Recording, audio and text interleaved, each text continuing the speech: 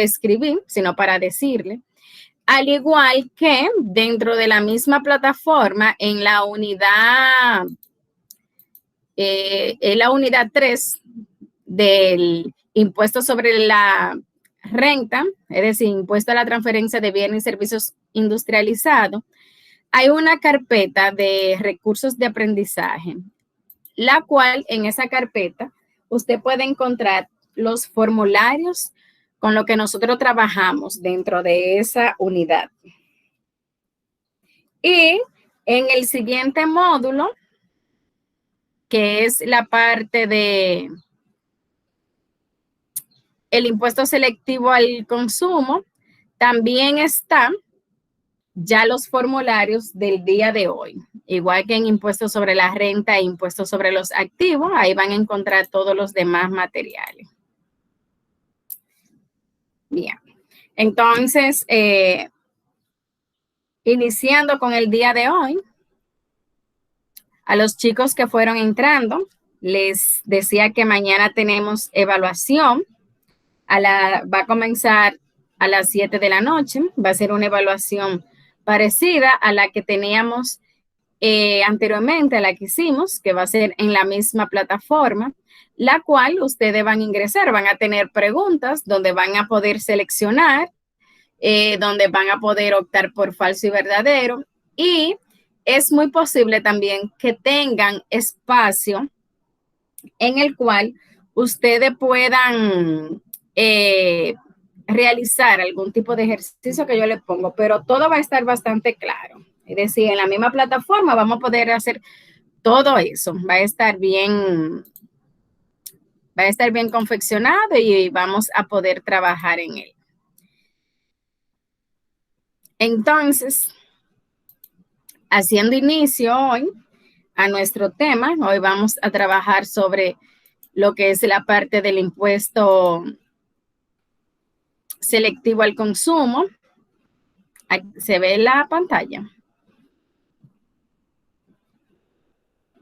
Sí, profe. Ok. Déjenme aceptar esta compañera.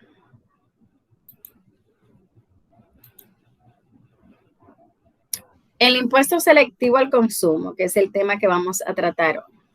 Es un impuesto el cual va a gravar las transferencias. Cuando hablamos de transferencia, estamos hablando que grava algún tipo de bien o servicio, es decir, que es transferible ese impuesto, ¿verdad que sí? En cuanto a lo que son bienes de producción nacional o que se fabrican o para la importación.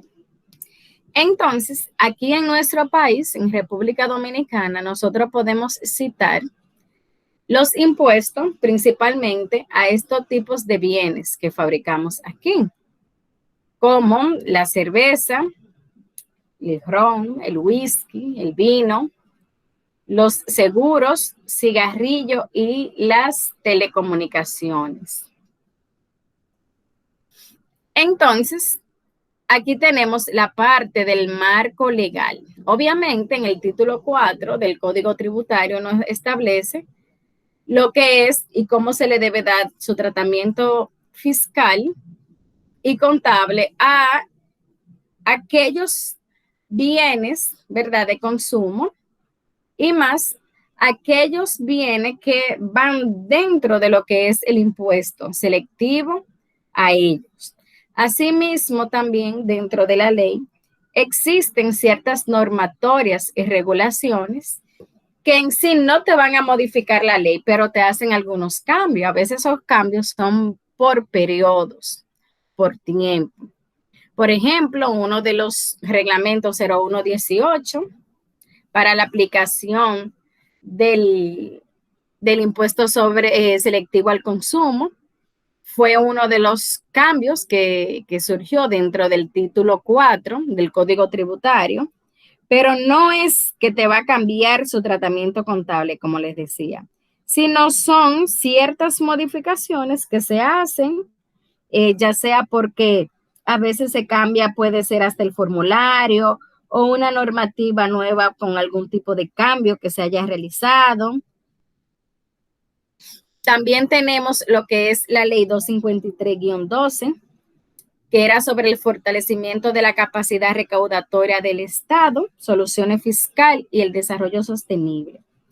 Para recordarle un poquito sobre esta ley de 2012 fue aquella que se contempló donde se iba a colocar un impuesto. Voy a utilizar el impuesto el impuesto, ¿verdad?, del ITEVIS, donde te cargaban ese impuesto por un tiempo.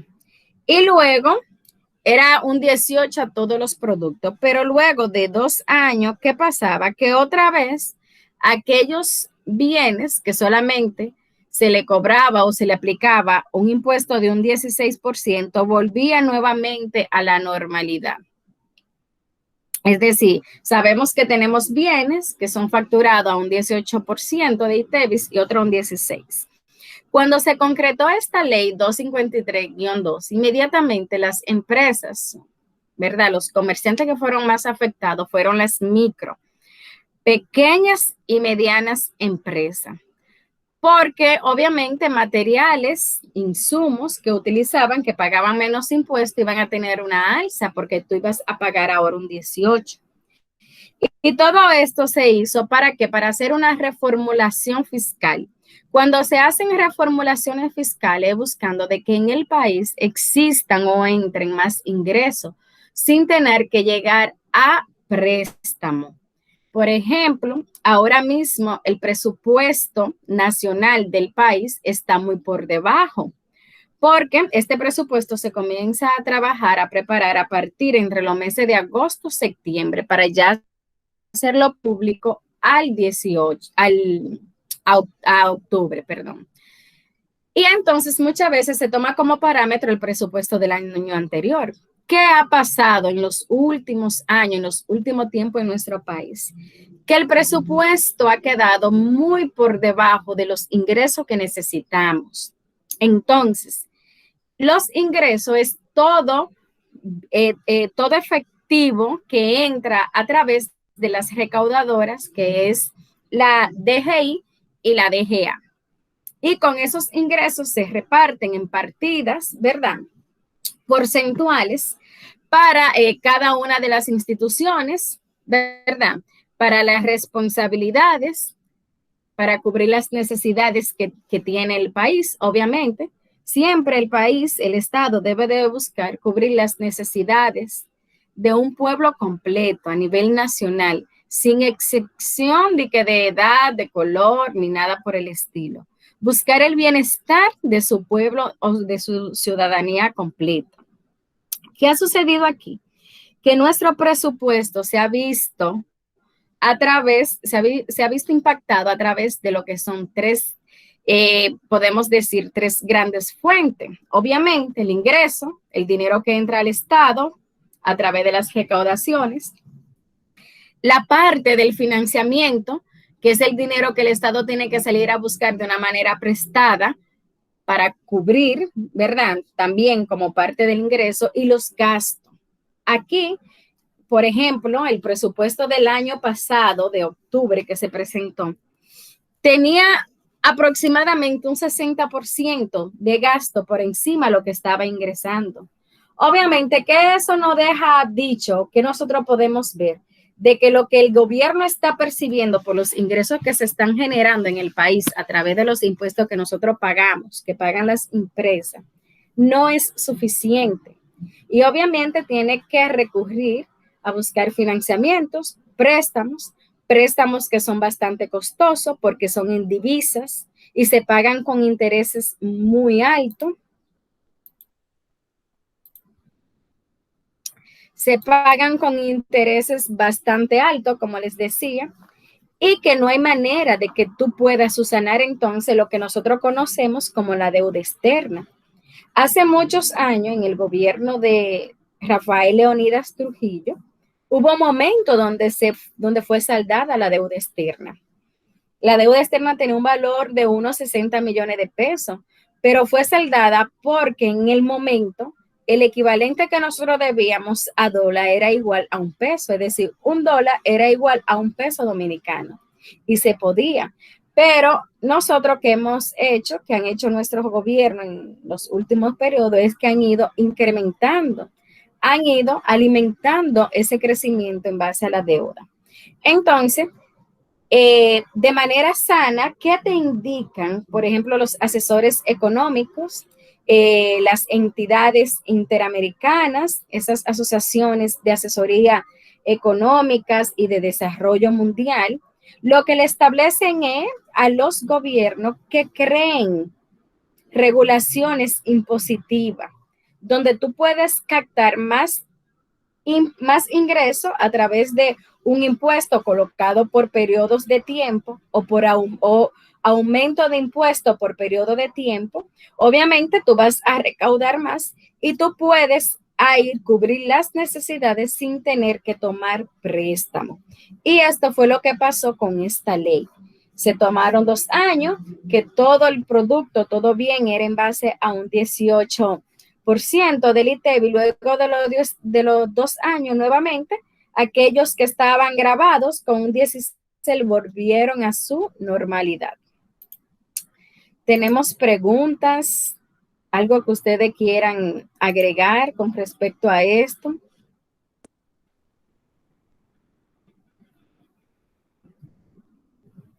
Bien. Entonces, como les decía, esta fue una de las últimas regulaciones, de las últimas reformas. Asimismo, también hubo una reforma en el 2005, la ley 557-5 sobre la reforma tributaria, modificada en la ley 495-06. De igual manera, fueron reformas. En ese momento, en el 2005, fue cuando el país obviamente tuvo una crisis, tuvo una fuerte crisis, porque en este periodo, 2000-2004, fue un periodo donde tuvimos una alza del dólar bastante, ¿verdad? Notable. Ahora mismo, creo que en ese periodo el dólar estaba a lo que te cuesta ahora el cambio de un dólar en este momento, que estaba a 50 y pico. Y obviamente, al dólar estar tan disparado, diariamente los valores del producto de la canasta básica familiar tenían una variación increíble, que tú no conocías un precio, porque precisamente hoy tú ibas a comprar algo y te encontraba que no valía lo mismo de ayer. Y esto también se llegó a considerar un gran golpe para las empresas, porque hay empresas que necesitaban establecer estadística, tomarse su tiempo, porque tenían grandes cantidades de bienes, productos, por ejemplo, un supermercado.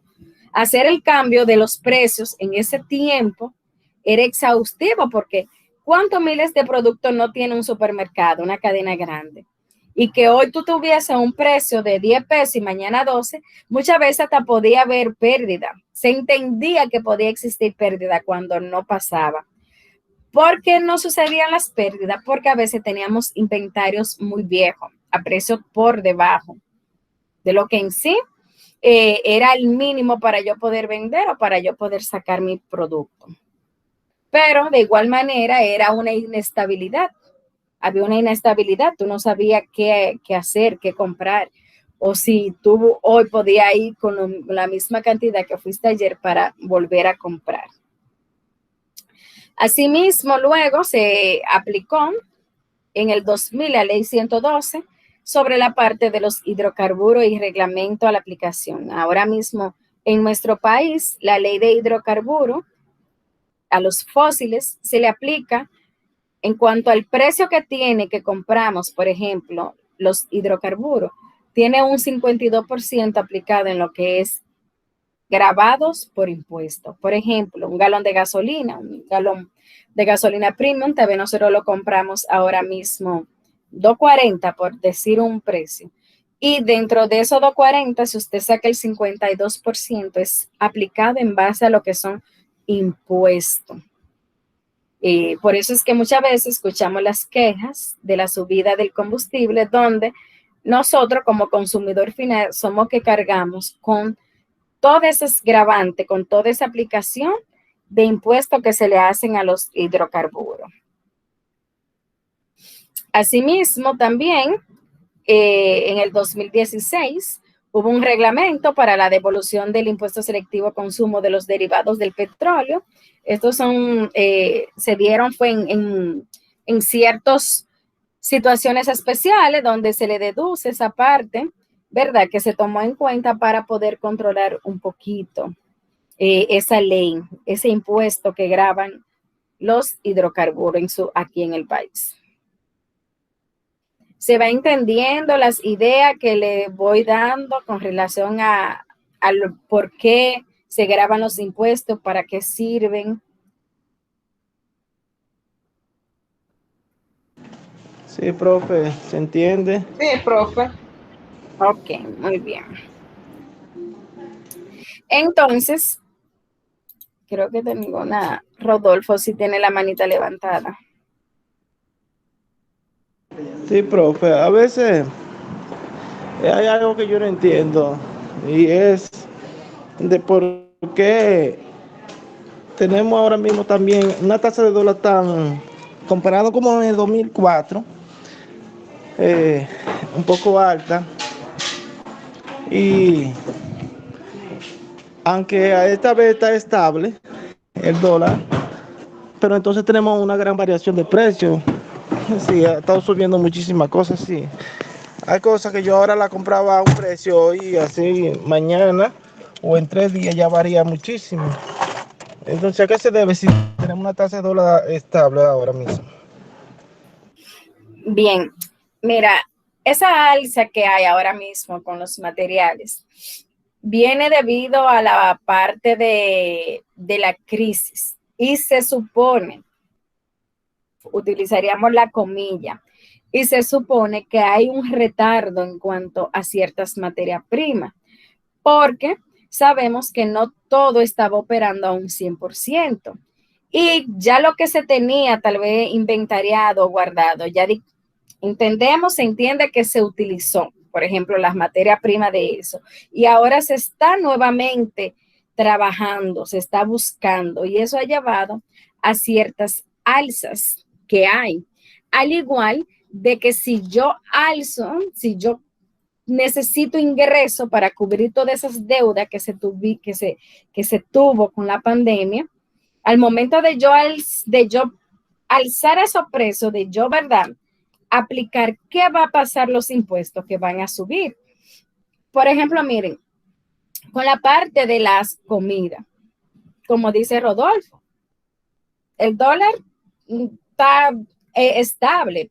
Las variaciones son significantes porque son milésimas de punto. Es decir, si hoy está a 57.10, mañana puede estar a 57.6, por así decirlo.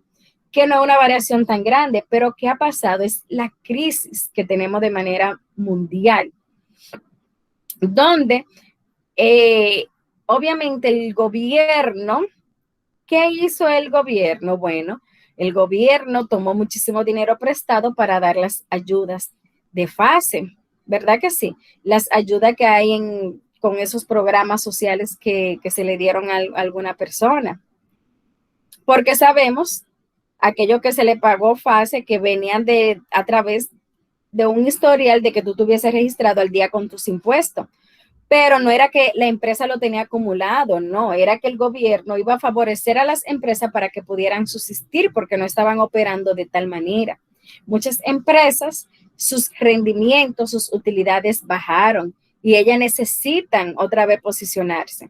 Hay otras empresas que sus ingresos aumentaron, ¿verdad? Sabemos cuáles se vieron beneficiadas, pero hay otras que no, que bajó la producción y que también bajó lo que fue un punto de equilibrio. El punto de equilibrio en una empresa es cuando lo mismo que tú gastes, lo mismo que tú generas, ni ganas ni pierdes.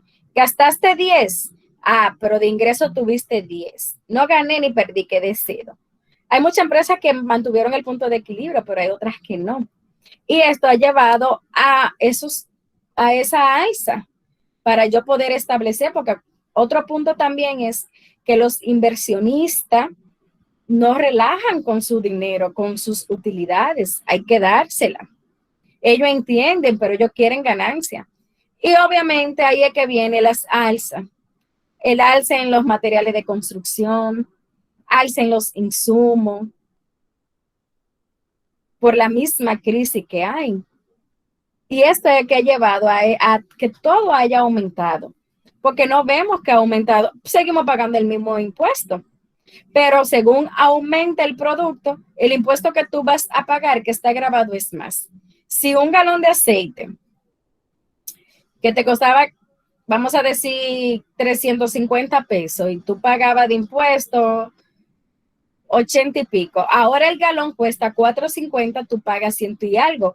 ¿Qué está pasando con el impuesto? El gobierno está recibiendo más ingresos, que es lo que necesita. Ahora mismo el gobierno, en cuanto a los ingresos percibidos, está muy, pero muy, muy por debajo a los compromisos que tiene. Y todo eso es lo que ha ido llevando. Al igual, están pidiendo un aumento salarial, pero si yo hago un aumento salarial, yo tengo que aumentar todo lo que es la parte de mis productos. ¿Para qué? Para lo que yo te voy a pagar, sacarlo de lo que de lo que yo vaya a vender en mi empresa. Es una cadena. Si aumentamos un 20% a todos los ciudadanos, ¿qué hacen con los productos? Si yo fabrico, por ejemplo, si yo produzco pasta y yo tengo la libra 25, para yo cubrir a todos mis empleados que yo les subí un 30%, ¿qué tengo que hacer? Aparte de aumentar la producción, de buscar más venta, tengo que aumentar el precio. Porque la mano de obra, tanto la mano de obra directa, que son aquellos que se ven involucrados con el producto, como la mano de obra indirecta, van a aumentarme. Y yo no, como empresa, no quiero dejar de percibir mis ganancias. Entonces, ¿qué hago? Lo aumento, le aumento el precio. Se va entendiendo la relación de las ideas. Sí, profe, se entiende. Y eso es lo que ha llevado a toda esta parte. Entonces, miren, aquí tenemos también los nacimientos de por qué existen la obligación tributaria, es decir, por qué hay que pagar impuestos. Obviamente, los nacimientos son por la transferencia entre bienes, retiro de bienes, importación de bienes, los productos que importamos, traslado de mercancía, algún faltante de inventario que no lo tengamos justificado, los inventarios se notifican a la DGI. Hay veces que la DGI hace algún tipo de fiscalización y si la empresa sufre algún daño en los materiales y lo tiene registrado, la DGI se lo puede reconocer como un gasto, porque obviamente tú no estás sacando la parte de producción de esa empresa. Por prestación de servicio, también están las partes de las operaciones financieras. A través de todos estos puntos van naciendo lo que son obligaciones tributarias, ¿verdad? La obligación tributaria es mi pago a mis impuestos. Aquí tenemos luego quienes deben de pagar ese impuesto selectivo al consumo.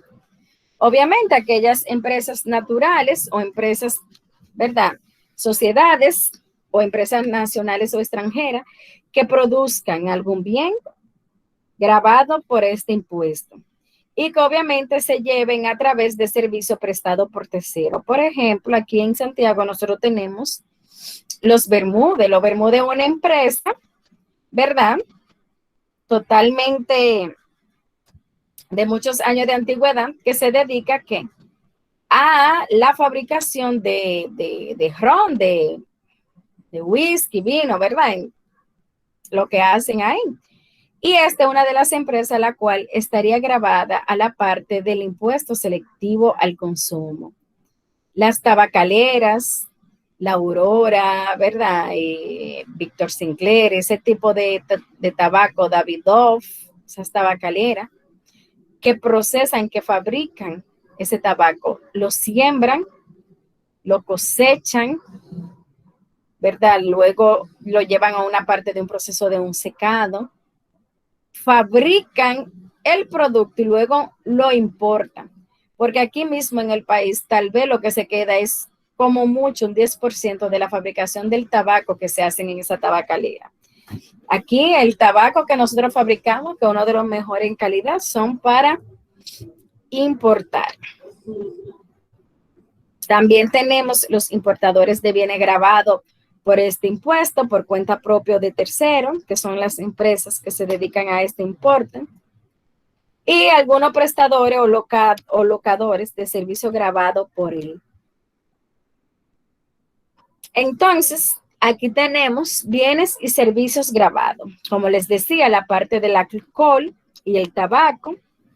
Obviamente, dentro del artículo 375 de nuestro Código Tributario, nosotros podemos ver una lista bastante amplia, extensa, de todos los productos que se ven grabados en lo que es la fabricación de alcohol y de tabaco. Asimismo, también me establece dentro de ese mismo artículo productos que se deriven del alcohol y del tabaco. Por ejemplo, sabemos que del mismo tabaco se pueden derivar algunos productos como el cigarrillo y otros tipos de productos más. Yo mismo solamente conozco que ellos pueden, el tabaco, el cigarrillo, pero entiendo de que deben de tener otros tipos de productos más derivados del mismo tabaco. Del alcohol, sabemos las cantidades de productos que se derivan del alcohol, ¿verdad? Según su utilidad, ¿verdad? Que van detallando. Y dentro de este artículo, me establece dentro de los párrafos unidos todos los productos que se derivan. Cuando hablamos de derivado, es que con ese alcohol yo puedo hacer otro tipo de producto, ¿verdad? Yo tengo el alcohol en sí como producto, como materia prima, y de ahí yo puedo derivar varios. Que derivamos el vino, el ponche, que el coñac, que el amaretto, que el whisky. De ahí es que sale muchas veces hasta el mismo clerén que mató muchísimas personas, ¿verdad? Todo eso son productos derivados. Asimismo, también están los hidrocarburos, ¿verdad? Que ya hemos hablado de eso, la parte del combustible, porque entendemos el hidrocarburo como petróleo, pero de aquí se deriva la gasolina regular, la premium, el gasoil, tanto el Optimus como el regular, el gas propano también sale de ahí, el querosén, es decir, muchísimos derivados de este. Giselle tiene la manita levantada.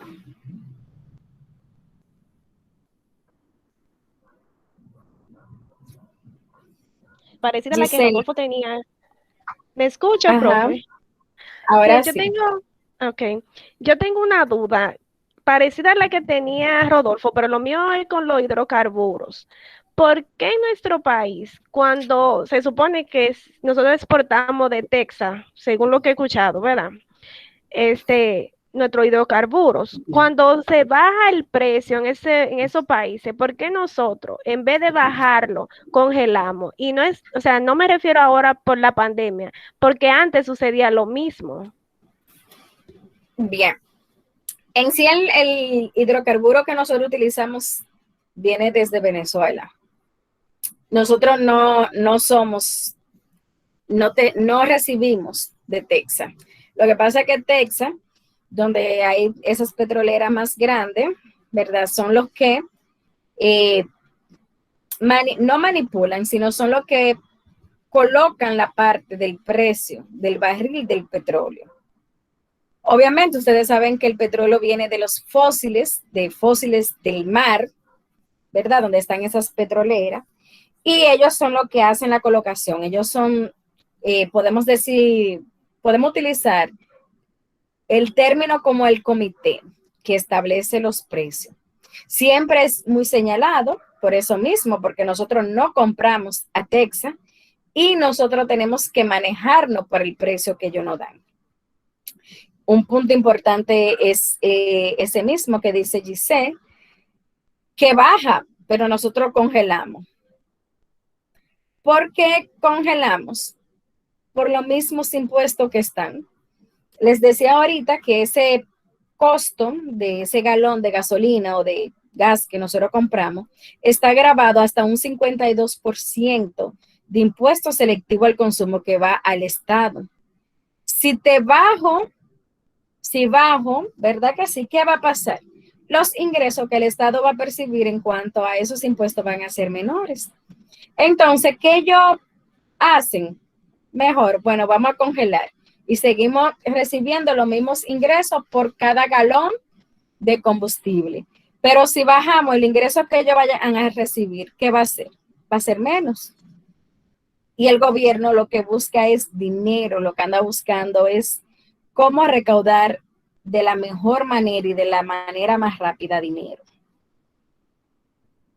¿Se entiende el por qué ellos congelan y no bajan? Sí, profe, pero, o sea, cuando le suben el precio, ellos lo suben aquí o sea, Exacto. lo suben y siguen recibiendo quizá la misma cantidad de impuestos. Entonces, cuando lo bajan, ¿usted no cree que deberían de bajarle algo en vez de congelar? Porque estarían recibiendo Es igual. que lo que sucede es que cuando sube el precio, también los impuestos que tú vas a adquirir suben. Porque es como que yo haga esto. Déjenme ponerle aquí una pantallita para que ustedes vean. Por ejemplo, se ve ahí la pantalla de Word. Sí. Si un galón de gasolina te cuesta 240 por el 52% de impuesto que eso tiene grabado, eso es igual, déjame buscar una calculadora, 240 por 52%, el gobierno está recibiendo 124.80 de impuesto. Menos 240, quiere decir que el galón sale a 115.20 y de ahí va a lo que es la gasolinera, el dueño de la gasolinera, ¿verdad? Los empleados y todo lo demás. Pero ¿qué pasa? El galón, el precio en Texas, el barril, sube. Y ahora tenemos que la gasolina no cuesta 2.50. Si yo hago lo mismo, 2.50, por el 52% que tiene grabado en impuestos, ¿cuánto yo voy a adquirir como gobierno? Ahora yo voy a adquirir 130 pesos de impuesto, ¿verdad que sí? Y obviamente yo como gobierno estoy adquiriendo más. El dueño de la gasolinería va a tener 120. Si el barril baja, vamos a decir que bajó a 2.25. 2.25 por el 52%. Serían 117 de impuestos. Mírenlo ustedes, ¿le conviene al gobierno cuando el barril baja bajar el petróleo o congelarlo? No le conviene bajarlo. Lo que le conviene es dejarlo frisado, como lo dice, congelado, pero si sube, yo subo porque voy a generar, voy a ganar, voy a recaudar más impuestos.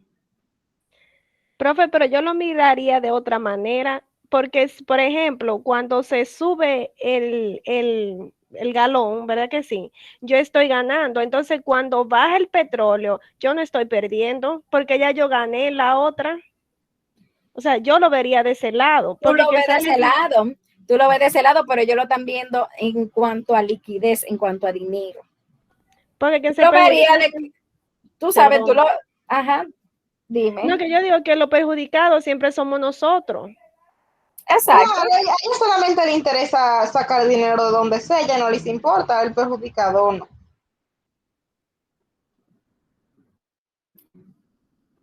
Eso es lo que sucede.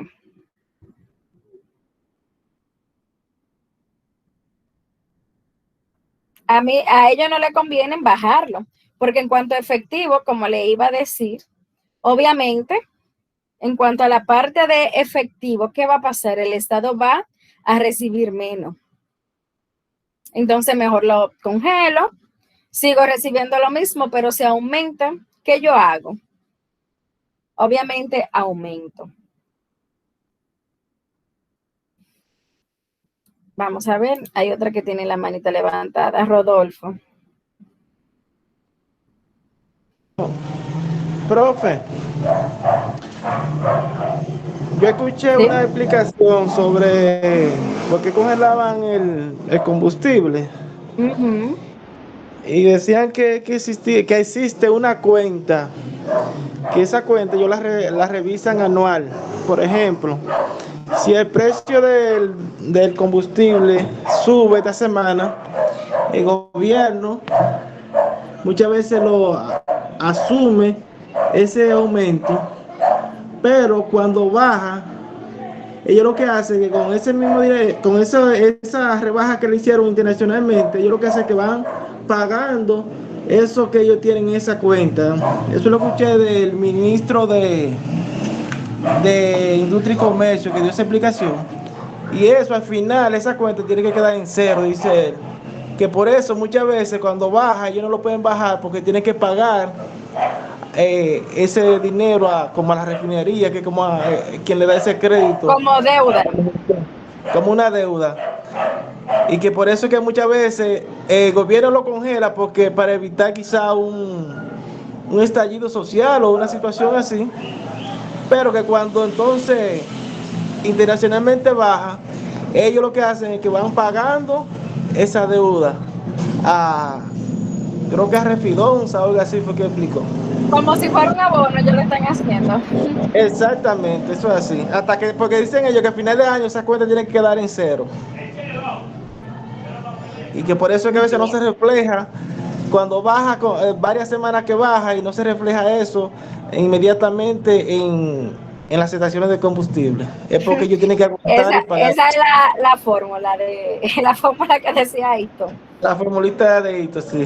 Exactamente. Bien, lo que pasa es eso. Si, como dice Rodolfo, ok, la tengo ahí y la voy abonando, pero ¿qué pasa aquí? Que de una u otra manera el Estado no le conviene que le entre menos ingreso del que ya se ha previsto, porque estadísticamente también ellos hacen lo que son como un tipo de media para saber lo que tienen disponible, lo que van a ingresar, lo que pueden hacer. Por ejemplo, miren, con la parte de lo que son las mismas divisas, la parte turismo, el Estado maneja el número de las ganancias y lo que pueden recaudar. Ahora mismo, ¿qué está haciendo el Estado, por ejemplo?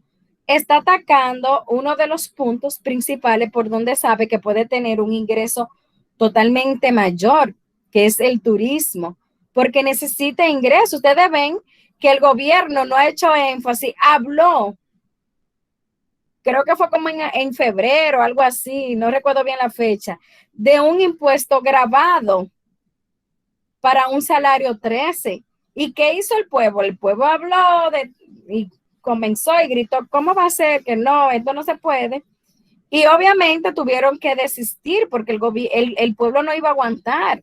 Entonces, es lo que necesita buscar ingresos. ¿Qué está haciendo? Vamos a hacer un mercado para poder atraer turistas, porque por donde entra más ingreso, estadísticamente ellos tienen que un turista te va a ingresar, te gasta por lo menos $1,000 como mínimo. Entonces, eso es lo que necesita el Estado. ¿Por qué también ustedes creen? Todo es un ciclo, todo es un círculo. Las campañas contra el vacúnate, porque como somos un país tropical de Latinoamérica, buenas playas, somos un todo incluido en cuanto a lo que es turismo. Si nosotros nos vemos posicionado como un país que tiene la mayor cantidad de su población vacunada, se entiende que hay menos riesgo, porque no es, sabemos que si tú te vacunas no te da, ¿verdad? El virus, te da menos fuerte, pero hay seguridad de que ya todos están vacunados. Entonces eso es atracción turística. Eso es atracción. Estoy en la escala dentro de los países posicionado como en el número 4, como los países de Latinoamérica, con un mayor índice en cuanto a su población de vacunados, aquel que quiere vacacionar, porque sabemos de que todo el mundo quiere tener un respiro, nadie estaba acostumbrado a la parte que nosotros vivimos. ¿Y qué es lo que anda buscando? Bueno, pues todo incluido, bonitas playas, un clima tropical como el que andan buscando. Su población está en el tercer país o cuarto país como más vacunado. Me voy allá. Entonces, pero entonces el turismo como quiera, aparte de lo de la vacunación, se ve afectado por lo del toque de queda, porque lo digo, por ejemplo, por muchos amigos que yo conozco que no quieren venir al país, pero no vienen por el toque de queda, porque dicen entonces a qué yo voy. no, pero acuérdate que el que va al hotel no tiene toque de queda. Sí, pero la mayoría de esos turistas, que los mismos turistas que son dominicanos, que viven allá, lo que les gusta es andar en la calle. Más No, pero es que a nosotros no nos interesa ese turista, porque ese turista no gasta. Porque, por ejemplo, ese turista no gasta. El turista que gasta aquí, señores, es que el turista dominicano que viene, como dicen, voy para el patio, no nos interesa. Ese turista no gasta. Sí, a nosotros nos interesa. Es ese el mismo turista se va 3 días a un hotel, de los que viene a vacacionar aquí, solamente 3 días. Y por el toque de queda, ya esos 3 días que se iba a pasar en un hotel no lo viene a pasar. Eso no, es lo que pero es que pero es muy mínimo, es mínimo. Es mínimo en comparación, por ejemplo, esos turistas que vienen desde Europa, Inglaterra, esos turistas que vienen desde Inglaterra, el americano en sí. Ese turista te gasta aquí. Pero el turista dominicano, señores, hay turistas dominicanos que llegan aquí, cuando llegan aquí te dicen, necesito 50,000 pesos, porque me ha pasado. Entonces yo me quedo pensando, ¿ya qué tú vienes? Entonces lo que hace ese turista que viene es que hace un hoyo. Y hay de esos mismos que cogen prestado allá para venir aquí. Pero no vienen y te hacen el gasto, como el otro. Es decir, y no en busca de que estamos haciendo, ¿cómo le digo? Como que lo estamos viendo como feo la parte del dominicano. No es eso, sino lo estamos viendo en la parte del gasto económicamente. ¿Cuál de los dos me conviene más? ¿Aquel que me va a durar 15 días en un hotel o aquel que viene por 3 días? Me conviene más el que me va a durar 15. Esa es la parte, porque nosotros mismos hemos aportado el turismo. Por ejemplo, los hoteles tuvieron una baja bastante considerable y muchos de nosotros aprovechamos para ir a cadenas de hoteles que son bastante costosas, que se consiguieron a menos de la mitad del precio. Mucho lo hicimos. ¿Verdad que sí? Aprovechamos y todo eso. Pero son cosas, por ejemplo, miren, ya hoy van a entrar en un proceso de una reunión de una desescalada. Hay que ir viendo varios puntos. Pero retornando a esa parte del impuesto y de lo que el Estado busca ingresar, lo que anda buscando es eso, ingreso por donde sea. Ellos tratan de no colocar más, porque la población no lo aguantaría, pero de donde yo pueda optar por obtener que entren más recursos, no puedo bajar. Mejor lo dejo igual o sí aplico a lo que es la parte del aumento. Miren, también están los servicios de telecomunicaciones. Aquí en nuestro país la telecomunicación es de la más costosa del mundo y el impuesto igual. Y es de la que más falla tiene, la que menos servicio nos dan, porque las capacidades de las bandas anchas del internet no son reales. No son reales. Tanto así que en varias ocasiones con personas conocidas y nos pusimos a hacer una medición, por ejemplo, de que cuando tú, ¿verdad? Lo que tienen un internet fijo, una banda ancha fija, cuando tú estás próximo a la fecha de un corte, ¿verdad? Los cortes es como un periodo de tiempo, un mes. Al principio de mes, yo puedo medir y tengo la cantidad que yo compro de internet. Bien, pero ya el 25, 26, esa cantidad de internet ya comienza a bajar y es menos. El internet se te pone lento, se te frisa, no se escucha. Es decir, la parte telefónica aquí todavía no ha sido trabajada como debe de ser. Y no tanto eso, que hace como 2 semanas la empresa principal de telecomunicaciones, que es Claro, emitió que si tú sobrepasabas por una cantidad de datos al mes, ellos podían hasta cancelarte la cuenta. ¿Y qué es lo que nosotros estamos utilizando ahora más? No es dato, no es internet. Entonces es costoso, nuestro internet es costoso y es malo, no solamente es decir, la mayoría de las compañías no te ofrecen ni te brindan la cantidad de banda ancha que están a favor de hacer.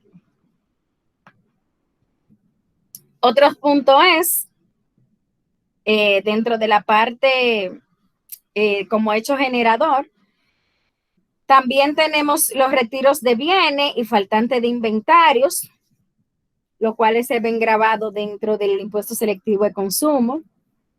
También está la importación, en lo que es la parte aduanera, aquellos que importan, como le decía, la parte del tabaco, la misma bebida que se importa bastante. Los frutos, nosotros importamos, por ejemplo, la línea noroeste importa mucho el banano, que es uno de los productos más consumidos, van a Europa. Y asimismo también tenemos exenciones. Las exenciones son ciertos bienes o productos que no están grabadas con ese impuesto, pero a través de régimen que son, ¿verdad? Temporales, que son aduaneros de tributación. Por ejemplo, ¿cuáles tienen exenciones? Aquellos que traían ciertos tipos de vehículos o modelos de vehículos, ¿verdad? A veces hacían exenciones solamente para esos funcionarios públicos, que nosotros en varias ocasiones escuchamos mucho, algunas exportaciones también, y obviamente servicios que están grabados con la parte del impuesto selectivo al consumo son lo que es retiro de efectivo, las tarjetas de crédito, los fondos de pensiones, los impuestos, la transferencia. ¿De qué manera el retiro de efectivo? Bueno, dentro de del mismo monto que me deducen el manejo de cuenta, que a veces uno se queja, ay, me descuentan 50 pesos, pero tenemos que ser claro, esos 50 pesos por mantenerte esa cuenta aperturada, los mismos cajeros que tú tienes a nivel nacional, la misma data de la plataforma que tú utilizas, y obviamente esa información, esa cuenta habilitada la crea el Banco Central y el Banco Central tiene que generar ingresos a través de esto, ¿verdad? Impuesto grabado. La parte de los cambios de cheque que están grabados con un 0.15 cuando tú pagas con cheque. Hay muchas empresas que eso es un gasto también. Tú te imaginas una empresa que dé 100 cheques al mes o 200, el pago que hace por el cambio del cheque de un 0.15. El mismo pago a la seguridad social cuando tú pagas fuera de fecha que tiene grabado ahí. Todo esto son pagos que están grabados. Bien, preguntas hasta aquí. Vamos entendiendo. Miren, aquí tenemos las tasas para el alcohol. Es un 10% del valor adicional agregado, ¿verdad? En lo que son los precios de venta. A la parte del tabaco, es un 20% también los precios de venta. Y a los hidrocarburos tienen los impuestos que se establecen en la ley 112-00 y el 16% del precio, que es sobre el impuesto selectivo y específico que se le hace. Un punto importante con la parte de los hidrocarburos para las empresas es que cuando tú haces este consumo de combustible, que todas las empresas consumen combustible para el transporte de su mercancía, para traslado, pueden solicitar su factura con comprobante fiscal. Pero ese impuesto que tú pagas, ese 52% que se pagan a través de todos los impuestos que está grabada la ley de hidrocarburos, no se reconoce. Solamente reconozco el monto que tú has pagado, pero no reconozco el gasto en sí con el impuesto que te han retenido. Las telecomunicaciones, un 10%, el servicio de seguros, ¿verdad? En general, un 16%. Y obviamente, como sabemos, este impuesto se ha de pagar al día 20 de cada mes. Lo que tengo de junio, tengo hasta el 20 de julio para poder pagarlo. Y los hidrocarburos se pagan a más tardar el jueves de cada mes. Es decir, usted tiene estos días, tiene hasta mañana pagarlo. De esta semana, lo que usted ha trabajado en esta semana, tiene hasta antes del jueves de la semana siguiente para pagarlo.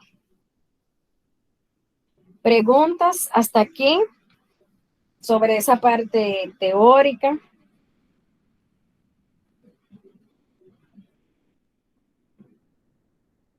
¿Algo que ustedes quieran agregar?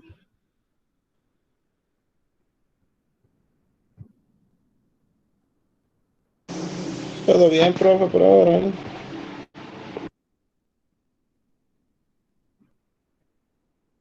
Ok, muy bien. Muy bien, entonces miren, aquí le voy a mostrar, les decía ahorita que íbamos hoy a tener clase hasta las 8 para una pequeña reunión que tenemos, pero voy a mostrarle aquí de manera rapidita unos formularios, todavía faltan más, pero le voy a mostrar el formulario de telecomunicación, que es este. Este es el formulario que se llena para las telecomunicaciones, algo corto. Este es el formulario que se llena para los servicios de seguro. También bastante corto, se llena el contribuyente. Y asimismo nosotros tenemos el del alcohol y el de telecomunicaciones. Esos son varios. Ese lo tengo para mostrárselo. Son muchos formularios porque aquí hasta establece sobre la materia prima, la parte de los impuestos, luego el formulario que se llena, lo que se queda en proceso, son varios formularios. Que esto ya se lo estaría enseñando, ¿verdad? Para nuestra próxima clase. De igual manera, le voy a recordar que mañana tenemos evaluación. ¿Qué vamos a tener en la evaluación? La evaluación inicia desde las 7 y tienen hasta las 8:30. ¿Qué tenemos dentro de la evaluación? Bueno, vamos a tener lo concerniente al IT1, lo que es la parte del impuesto, ¿verdad? La declaración de impuestos, y el IR1, lo que hemos venido trabajando. Todavía ayer estábamos practicando sobre él. ¿De qué manera va a ser el examen? Bueno, muy parecido a la evaluación que teníamos anteriormente, donde yo lo voy a colgar en plataforma y vamos a tener preguntas de selección múltiple, de verdadero y falso, y uno que otro espacio para algún cálculo, algún aporte de alguna idea o alguna pregunta. Claro, en esa parte tenemos preguntas. ¿Tienen dudas?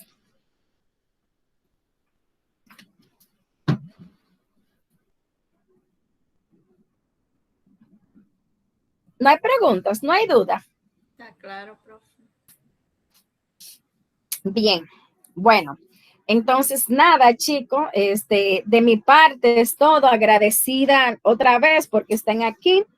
Y mañana, Dios mediante, nos vemos. ¿De acuerdo? Ok. Muchas gracias, profe. Igual, buenas noches. Gracias, feliz noche a todos. Buenas noches para todos. Muchas gracias, profe. Gracias.